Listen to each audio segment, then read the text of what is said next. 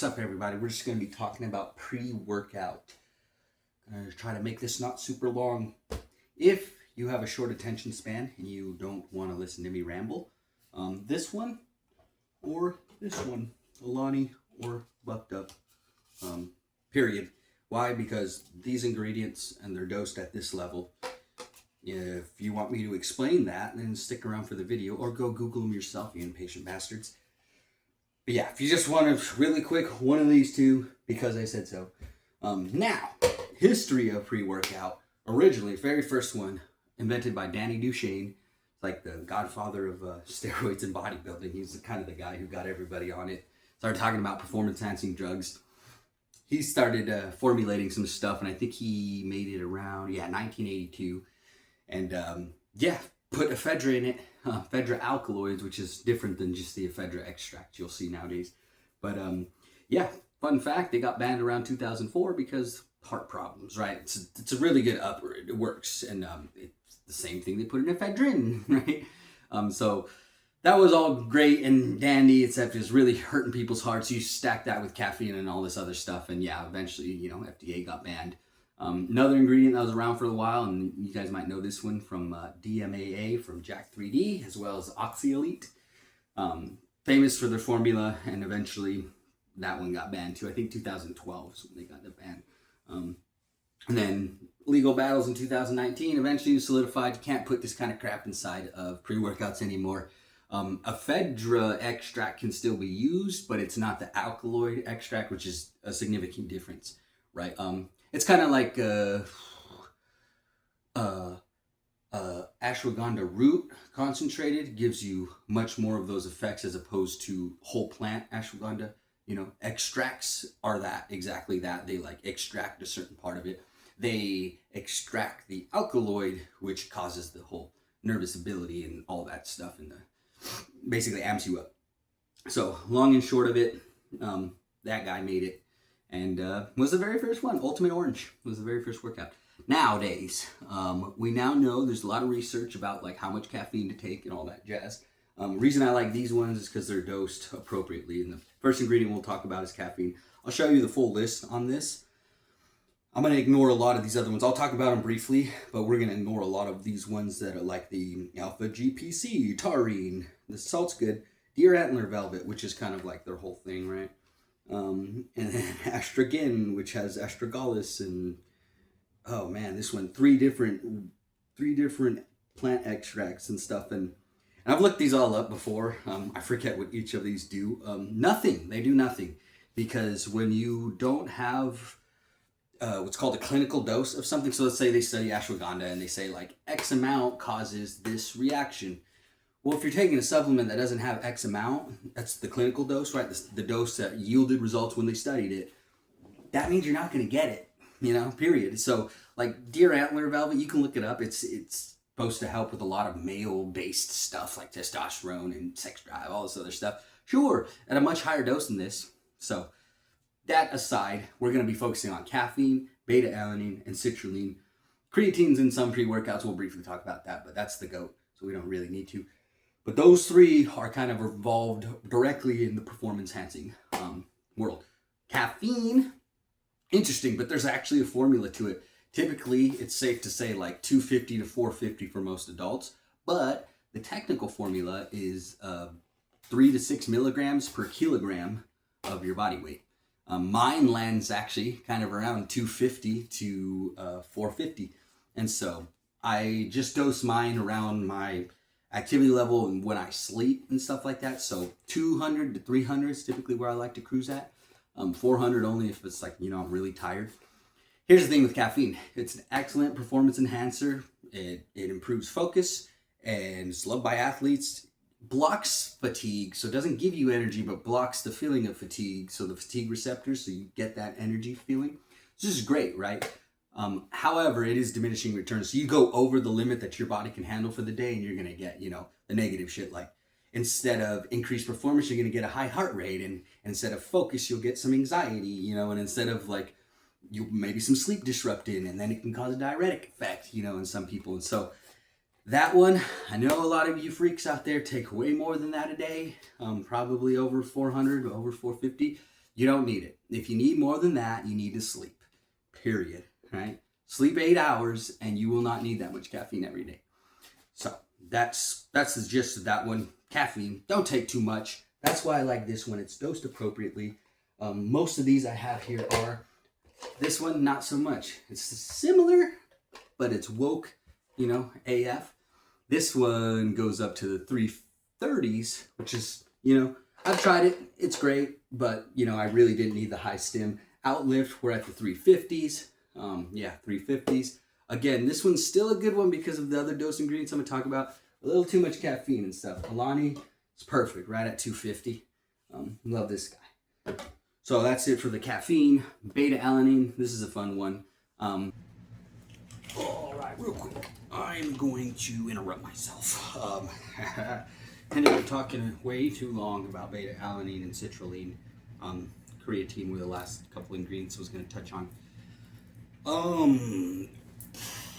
Beta-alanine is kind of crazy. I'm not going to go into all the stuff. It's a pH buffer. I'm going to put up a little chart, picture about basically the simplified version of what it does. Buffers pH, right? So what that means is as you strenuous exercise, your body creates hydrogen ions as like part of your buildup, your lactic acid buildup, along with other things, waste products in your muscle. And then the beta-alanine, body processes it, turns it into all kinds of stuff, but we just care about the pH buffering part. It releases ions that combine to those hydrogen and helps the pH spike, not spike as hard, basically. So in your muscle, you feel that as that burning feeling and stuff. It's gonna allow you to bypass that and work harder. So that one's a very interesting one too, though. So it's technically, if you look up the research on it, it's not that performance boosting in terms of every sport, right? So like long intensity stuff where that comes into play, where this lactic acid buildup is coming on over a long intense workout period. That's where most of the benefits, it's like rowing, running, I think there was like long distance running, biking, cycling, stuff like that. All those kind of things was like more beneficial.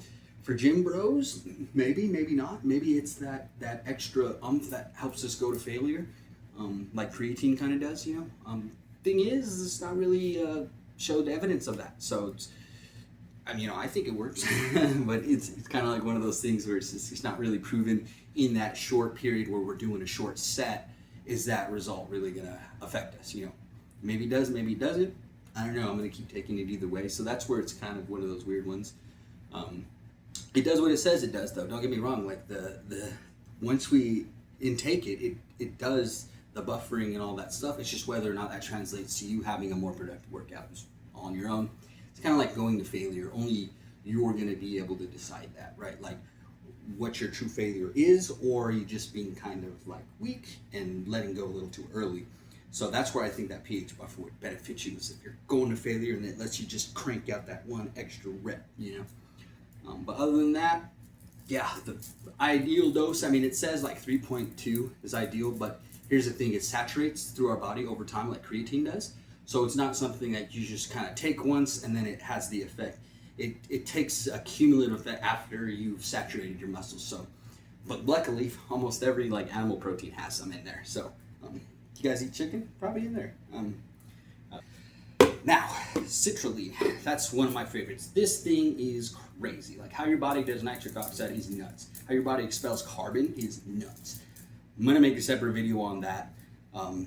This whole reason I cut this video too is just I really went into it, but y'all don't even know that. So basically, it's better to take L-citrulline rather than arginine. Arginine in vivo, which means inside your body, produces nitric oxide effects. Dietary arginine does not. You ingest it, it does not cause the same effect as arginine. Your body's better at using citrulline. I don't know why I hold this one up. This one has like the most citrulline I've seen in anything. 8 grams, Jesus. 6 is kind of necessary, right? But yeah, so ingesting citrulline is going to give your body it breaks it down. So it goes to your kidneys. Arginine goes to your liver.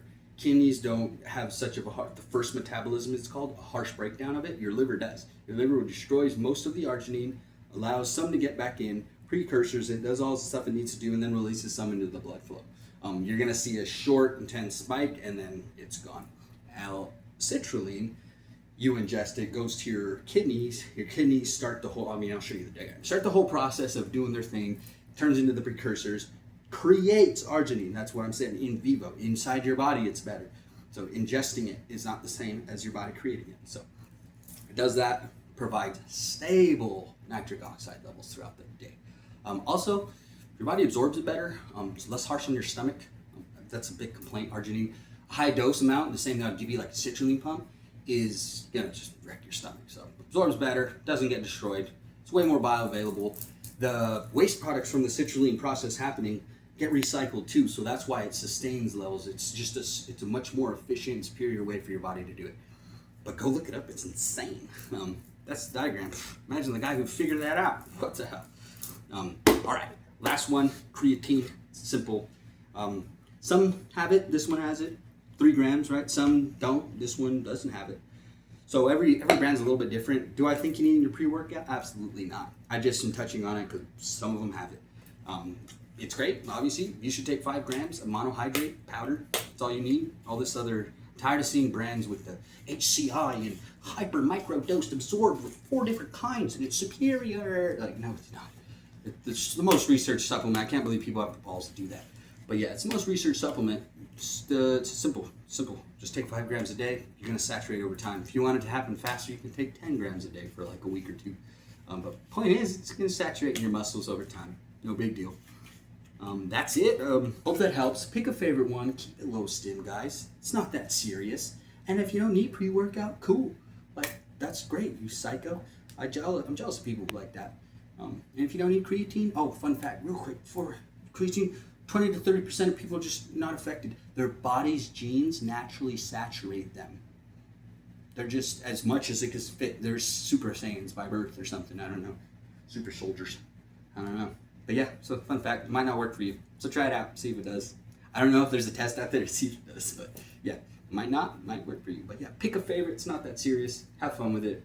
Try to keep the low stim, sleep more. Love you guys. See you on the next one.